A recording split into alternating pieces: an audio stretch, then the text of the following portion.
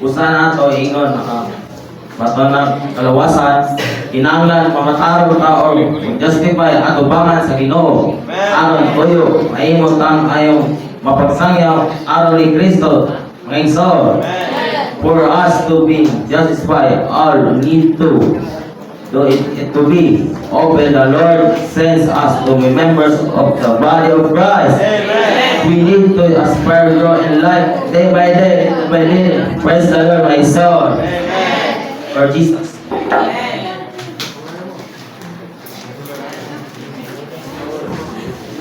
Praise the Lord, mga igsoon. Tungod kinigong mga himutang mga anak sa Diyos. Mga igsoon para mutubo o mahimong anak sa Diyos.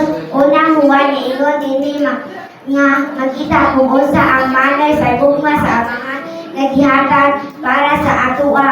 Nga gitawag ta nga mga anak sa Diyos, mga igsoon. O kita tungod sa kalibutan wala ta kabalo karon makita ang gugma sa Diyos sa atua.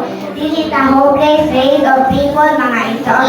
Gusto siya nga maluwas ta o kuwata sa iyang kinabuhi, mga igsoon. Iyahang purpose sa tao is eternal, mga igsoon.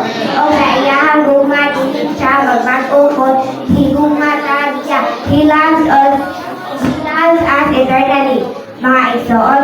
Bisan na